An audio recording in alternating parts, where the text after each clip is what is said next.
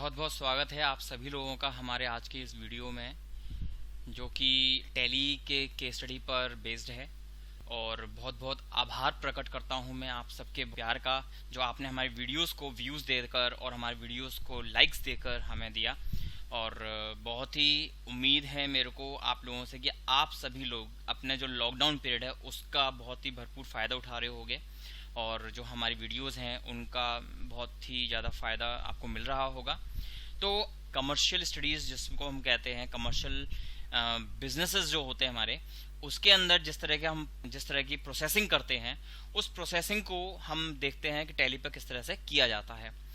सबसे पहले आज की जो केस स्टडी है उसके बारे में आपको थोड़ा सा बेसिक समझाना चाहता हूँ। जैसे आप लोगों ने मैन्युफैक्चरिंग कंसर्न सुनी होंगी। वो लोग क्या करते हैं, इंग्रेडिएंट्स को इकट्ठा करते हैं, परचेज करते हैं जगह जगह से अलग अलग चीज़ें, इंग्रेडिएंट्स। जैसे कि एक मान लीजिए कार बनती है, उस कार के सीट्स को कोई और डिज़ाइन करता है, कोई और उसको मैन्युफैक्चर करता है। उसका जो प्लास्टिक केस है वो अलग बनता है, टायर्स अलग कंपनी के होते हैं, चेसिस कंपनी बनाएगी या फिर किसी से बनवाएगी, इंजन के लिए भी किसी को वर्क दिया जाता है। उसके बाद में जो यूनिट है, सारी जो मैन्युफैक्चरिंग के लिए यूज़ में आने वाले चीज़ें हैं वो सब उस यूनिट पर आती हैं। उसके बाद में उन सब चीज़ों को असेंबल किया जाता है। जैसे कि आप जो विंड स्क्रीन आप देखते हैं, विंड स्क्रीन सेंट गोबेन की होती है, टायर सीएट के ले लीजिए, एमआरएफ का ले लीजिए, इंजन कंपनी का होता है। उसके अलावा जो स्टील है, स्टील आपकी अलग कंपनी से आती है, उसको डिज़ाइन किया जाता है, मोल्ड किया जाता है। तो ये सब चीज़ें क्या होती हैं, इसको हम असेंबलिंग बोलते हैं। अलग से बोला जाता है उसको, ये मैन्युफैक्चरिंग यूनिट है, लेकिन वो हम क्या कर रहे हैं, वहाँ मैन्युफैक्चरिंग नहीं कर रहे हैं, वहाँ पे हम असेंबल कर रहे हैं उन सब चीज़ों को जो हमने मंगवाई हैं अलग अलग लोगों से बनवाकर। इसी तरीके से मोबाइल का बिजनेस भी आप ले सकते हो। मोबाइल में क्या होता है, बैटरी के ऊपर कवर चढ़ाया जाता है। बैटरी वो बनाने वाला कोई एक कॉमन मैन्युफैक्चरर है, उसके ऊपर कंपनी का अपना लेबल बाद में चिपकाया जाता है। उसके अंदर बारकोड रीडर, कंपनी बारकोड जो होता है वो कंपनी अपना बनवाकर लगवाती है। उसकी जो पूरी बॉडी है वो भी अलग बनाई जाती है। उसके बाद में उसको असेंबल किया जाता है। तो ये चीज़ें होती हैं जिसको हम मैन्युफैक्चरिंग नाम से समझ सकते हैं, या फिर उसको हम असेंबलिंग भी बोल सकते हैं। तो आज की जो केस स्टडी मैं आपको बताने वाला हूँ वो है असेंबलिंग को लेकर। एक पर्टिकुलर शॉप है, ठीक है, वो शॉपकीपर जो है वो किसी से सामान परचेज करता है, फिर उससे सिस्टम्स को असेंबल करता है, और सिस्टम को असेंबल करने के बाद उसको एक कंप्यूटर की फॉर्म में सेल आउट करता है। तो शुरू करते हैं हमारी ये केस स्टडी, जो कि मैंने आपके सामने ऑलरेडी ओपन कर रखी है। ये है आपकी टैली की मेन विंडो, जिसके अंदर आपको सेलेक्ट कंपनी, क्रिएट कंपनी जैसे फीचर्स मिलते हैं। तो मैं यहाँ पर पहले क्रिएट कंपनी पे जाता हूँ, और यहाँ पे एक कंपनी को एक नाम दे देता हूँ, क्योंकि हमारी जो केस स्टडी है उसको कोई नाम नहीं दिया हुआ है, इसलिए मैं यहाँ पर एक कंपनी को नाम दे देता हूँ, अभय आईटी प्रोडक्ट्स। ठीक है, अभय आईटी प्रोडक्ट्स मैंने डाला यहाँ पर, और मैंने यहाँ पर डाल दिया है दिल्ली स्टेट। और यहाँ पर मैंने इस बिजनेस को शुरू करना है, तो मैं यहाँ पे शुरू कर रहा हूँ इसको 2019 से, और मैंने यहाँ पे करवा दिया इसको एक्सेप्ट करवा के मैं पहुँच गया हूँ यहाँ पर गेटवे ऑफ टैली पर, जहाँ पर मेरा सारा प्रोसेसिंग शुरू होगा। लेजर बनाएंगे, वाउचर्स बनाएंगे, आइटम्स बनाएंगे, उसके बाद ट्रांजैक्शंस भी डालेंगे और रिपोर्ट्स भी जनरेट करेंगे। ठीक है, तो शुरू करते हैं अकाउंटिंग वाउचर से। पहला जो डिटेल हमको दी हुई है इसके स्टडी में वो है कैपिटल दी हुई है मैं 7 लाख रुपए की, जिसके अंदर कैश हमने डाला है 4 लाख रुपए का, और बैंक बैलेंस है 3 लाख रुपए का। तो उस एंट्री को मैं यहाँ पे कर लेता हूँ। पहले ऑल्ट सी कर लीजिए, और यहाँ पे बनाते हैं हम कैपिटल अकाउंट, और ये मैंने डाल दिया है कैपिटल ग्रुप के अंदर। और लेजर बना के मैंने कर दिया एक्सेप्ट, और अमाउंट डाल देंगे यहाँ पे 7 लाख रुपीज का। और यहाँ पे कैश ले लीजिए अब, और कैश है हमारा यहाँ पे 4 लाख रुपीज। और एक लेजर बना लेते हैं बैंक अकाउंट, नाम नहीं दिया हुआ इसलिए केवल बैंक अकाउंट डालकर आप इस वाली एंट्री को एक्सेप्ट करवाएंगे। ठीक है, तो ये ट्रांजैक्शन हमारी पूरी होती है, और नरेशन डालकर इसको करवा देंगे हम एक्सेप्ट, और नरेशन डाल देते हैं फॉर कैपिटल इंट्रोड्यूस्ड। ठीक है, फॉर कैपिटल इंट्रोड्यूस्ड मैंने इसके अंदर नरेशन डाल दिया, और मेरी एंट्री हो गई है एक्सेप्ट। अब आते हैं आगे हमें बता रखा है 1 अप्रैल को अभय आईटी प्रोडक्ट्स ने परचेज किया है from cost to cost computers से परचेज कर रहे हैं वो। तो हम क्या करेंगे, पहले आ जाइए यहाँ पर F9 के अंदर, जो कि हमारा परचेज इनवॉइस है, और यहाँ पर मैंने पार्टी अकाउंट नेम बनाया है, जिसमें आप ऑल्ट सी करके बना लीजिए, कॉस्ट टू कॉस्ट कंप्यूटर्स, ठीक है। और ये हमारे कौन हो जाएंगे, सन्ड्री क्रेडिटर, ठीक है। सन्ड्री क्रेडिटर बनाकर मैंने यहाँ पे एक बनाना पड़ेगा परचेजेस लेजर, ऑल्ट सी कर लीजिए यहाँ पर और बना लीजिए परचेजेस का अकाउंट, और यहाँ पे इसको डाल दीजिए अंडर ग्रुप परचेजेस। तो यहाँ पर हमने बना लिया परचेज लेजर, और अब हमारा नंबर आता है वो है नेम ऑफ आइटम, यानी कि मैं कॉस्ट टू कॉस्ट से क्या क्या सामान परचेज कर रहा हूँ ये मुझे यहाँ पे लिखना पड़ेगा। तो पहला आइटम जो हमें बता रखा है वो है हार्ड डिस्क का, ऑल्ट सी करिए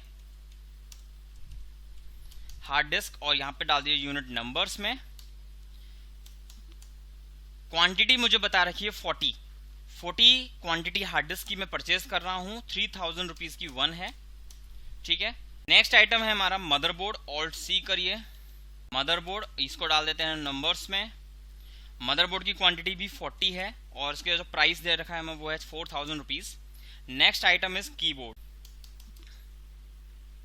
40 कीबोर्ड 300 ईच, ऑल्ट सी करिए। Next is mouse, numbers, mouse भी 40 हैं एंड रेट इज 250 रुपीज।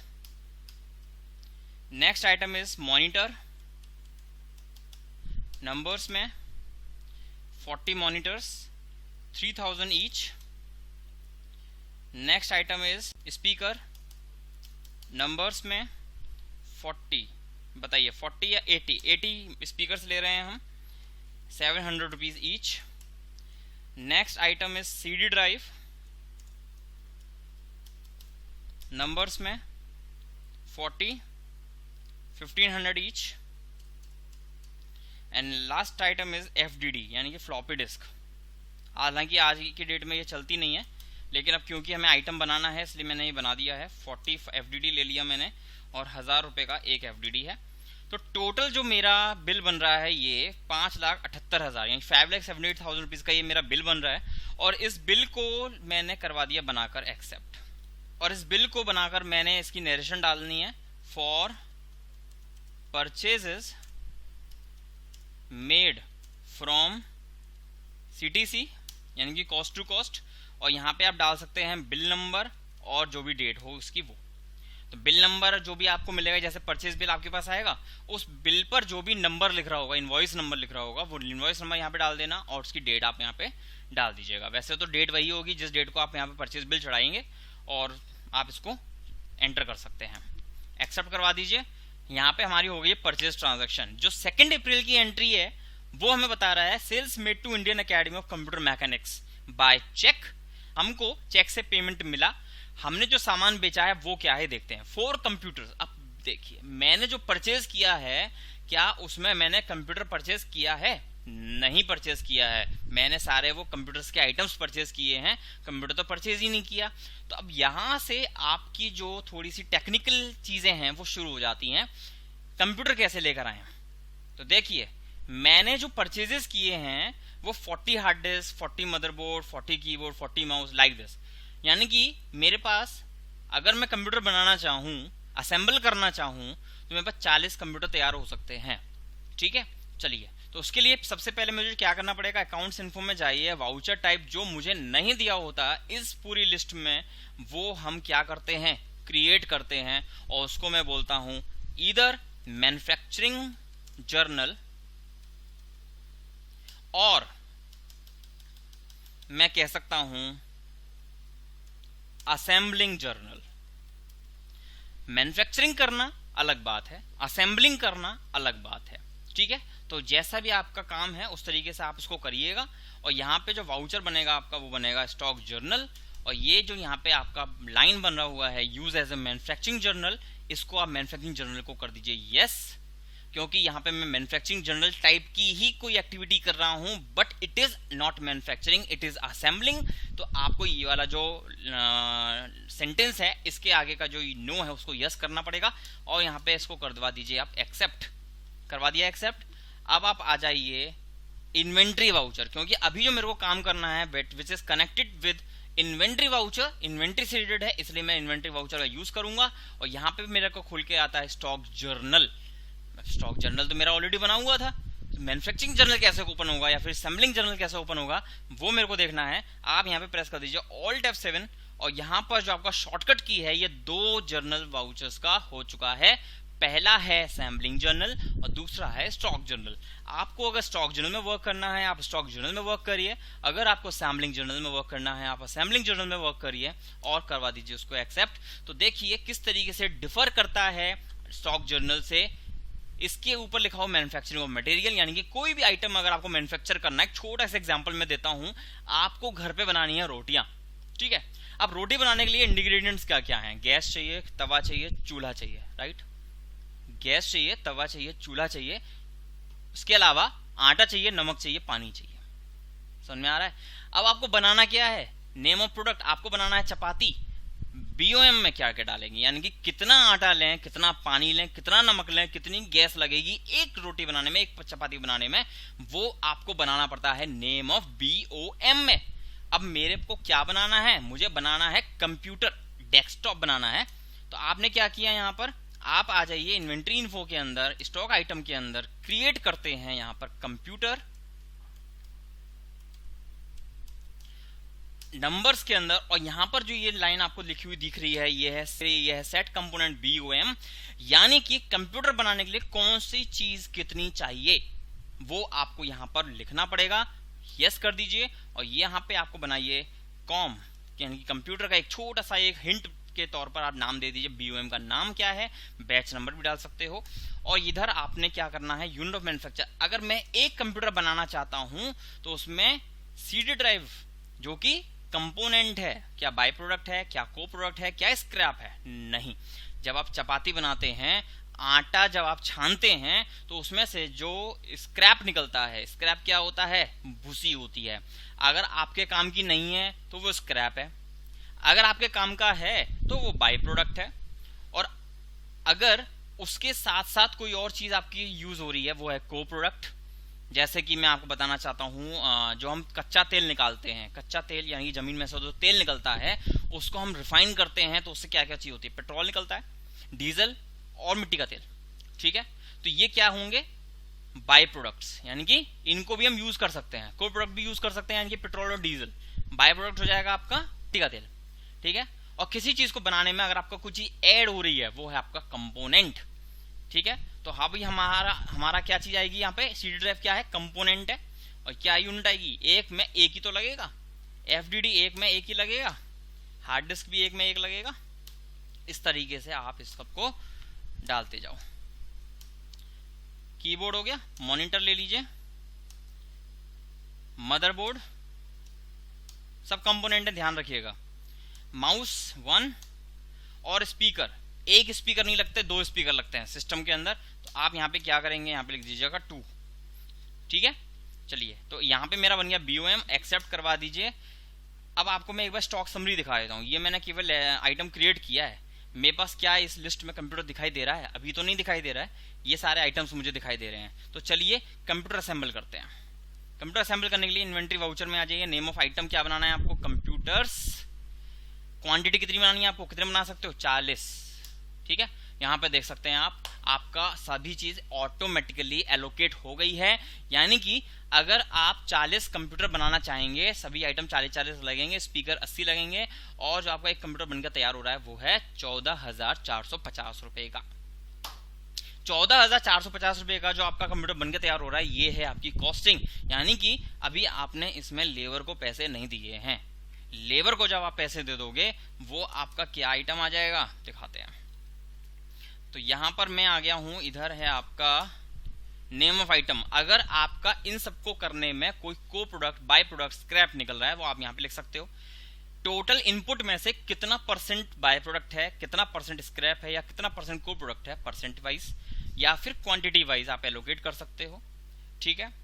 इधर आपका आ जाता है type of additional cost. Additional cost का मतलब है कि अगर आपको बनाने में जैसे कि लाइट खर्च हुई, ठीक है, लेबर कॉस्ट हमने दिया, जैसे 40 कंप्यूटर बनाए, हमने किसी एक बंदे को अपॉइंट किया कि आपको बस असेंबलिंग करनी है, उसने जो है पूरे दिन में 40 कंप्यूटर असेंबल कर दिए, मान लीजिए हम केवल जो भी हम केस स्टडी करते हैं वो सब एजम्पशन पर करते हैं। आपके पास जो रियल लाइफ सिचुएशंस आएंगी आप उस एजम्पशन को अप्लाई करेंगे तब आपका काम बनेगा बढ़िया। तो यहाँ पर मैंने क्या किया है, type of additional cost, labour cost आप लगा सकते हो, पावर कॉस्ट लगा सकते हो, और आपकी जो फ्रेट वगैरह होता है वो आप लगा सकते हो। तो एडिशनल कॉस्टिंग करके मानते हैं 14,450 की जगह पर आपका आया था वहां पर 18,000 कॉस्टिंग होती है 18,000 और उसमें आप अपना प्रॉफिट मार्जिन ऐड कर देते हैं 15%, 20% जो भी है। आपका जो टोटल कॉस्ट, आपका जो कंप्यूटर बनकर तैयार होता है मार्केट में जाने के लिए, एमआरपी जो उस पर पड़ती है वो पड़ती है 25,000 जिसके अंदर आपका वो है एमआरपी, और उसमें आपका टैक्सेशन, आपका कॉस्टिंग, आपका प्रॉफिट सब कुछ शामिल हो जाता है। तो यहाँ पर मैंने बना लिया है, अपने 40 कंप्यूटर की मैन्युफैक्चरिंग कंप्लीट हो चुकी है। और अब मैं आपको एक बार फिर से दिखाना चाहता हूँ स्टॉक समरी, और यहाँ पर आप देख सकते हैं मेरे पास कंप्यूटर्स हैं, बाकी का सारा सामान मेरे पास से स्टॉक से, गोडाउन से खत्म हो चुका है, क्योंकि सभी चीजें मैं कंप्यूटर के अंदर लगा चुका हूँ। What is computer actually? Computer के साथ में आपको दिख रहा होता है जो बार बार, वो है सीपीयू, वो है आपका मॉनिटर, वो है आपका कीबोर्ड, वो है आपका माउस। उसके अलावा कोई आइटम आपको दिख रहा है वो सब कुछ सीपीयू के अंदर लग गया। सीपीयू क्या है? CPU is processor. जो बॉक्स आपको देखते हो वो है आपका कैबिनेट। उस कैबिनेट के अंदर जब आप अपने सारी इंटीरियर की चीजें, रैम लगा दिया, हार्ड डिस्क लगा दिया, CD drive, floppy drive, wiring, सब कुछ आप लगा देते हैं, मदरबोर्ड भी लगा दिया, एसएमपीएस भी लगा दिया, हमने अभी बहुत कम आइटम्स बनाए हैं। तो जब ये सारी चीजें लग जाती हैं उसके अंदर तो वो बन जाता है सेंट्रल प्रोसेसिंग यूनिट। अगर वो ना हो तो आपका जो मॉनिटर का स्क्रीन है वो नहीं आएगा, उसमें वर्क करने का कोई फायदा भी नहीं होगा, हो ही नहीं पाएगा काम। तो यहाँ पर मैंने आपको दिखाया कंप्यूटर्स हमारे पास तैयार हो चुके हैं, और अब आगे बढ़ते हैं अपनी ट्रांजेक्शन पर।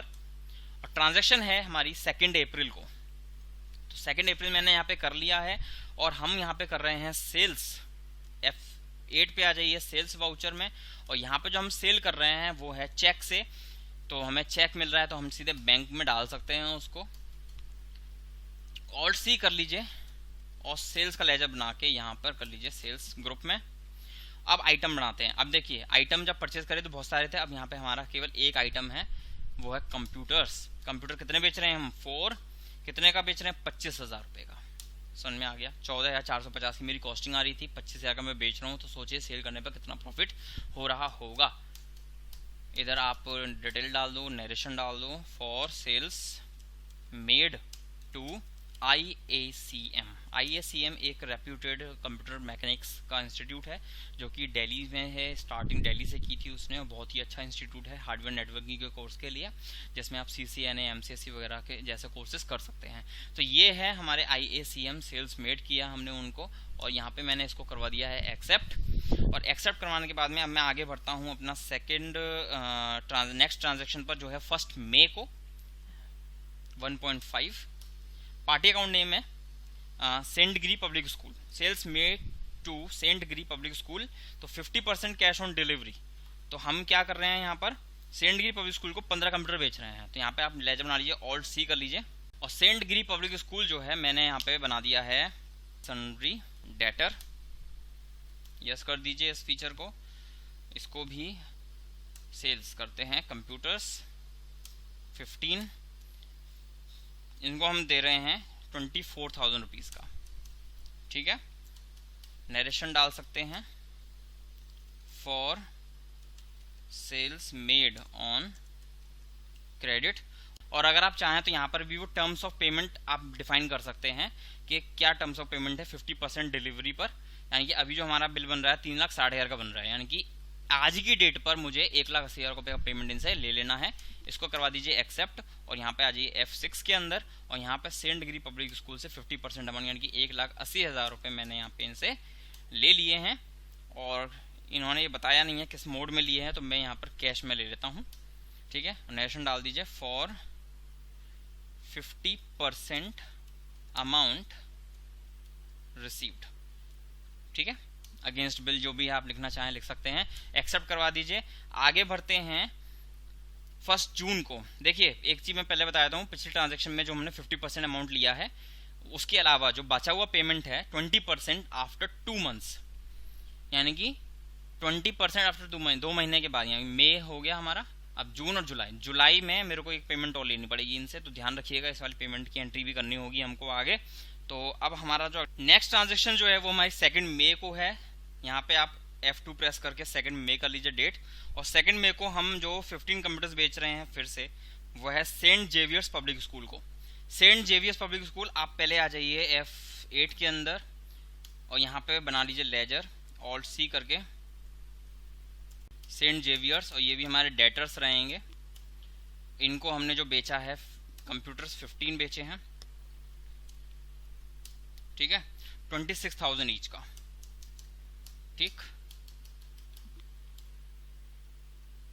सेल्स मेड ऑन क्रेडिट, और ये मैंने करवा दिया यहाँ पे इसको एक्सेप्ट।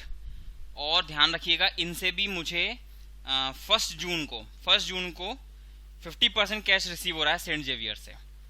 1 जून कर लीजिए डेट 1.6, और वाउचर है रिसिप्ट।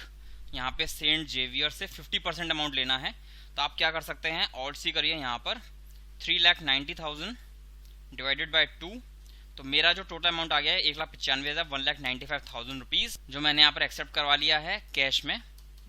और इधर आप नरेशन डाल दो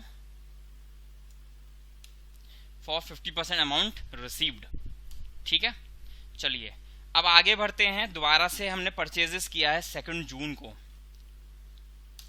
2 जून को हम परचेज कर रहे हैं और वही सारे आइटम्स हैं। अब आप एक काम कर सकते हैं, आप आ जाइए यहाँ पे गेटवे ऑफ टैली से, यहाँ पे कर लीजिए डी पर आप यहाँ पे डेट चेंज करिए 1.4, और इधर आपको दिख रही होगी परचेज वाली ट्रांजेक्शन। यहाँ पर मैंने क्या करना है, परचेज वाली जो एंट्री मैंने पहले करी थी उसको ऑल्ट 2 यानी कि डुप्लीकेशन कर लो, ठीक है। और यहाँ पे कर लीजिए आप इसकी डेट चेंज 1.6 2 जून कर लीजिए इसको आप,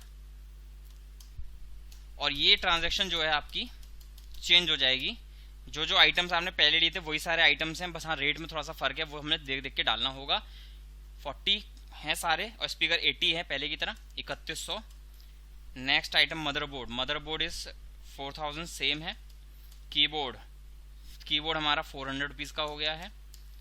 माउस 250 का ही है। मॉनिटर 3000 का ही है। स्पीकर 750 के हो गए हैं।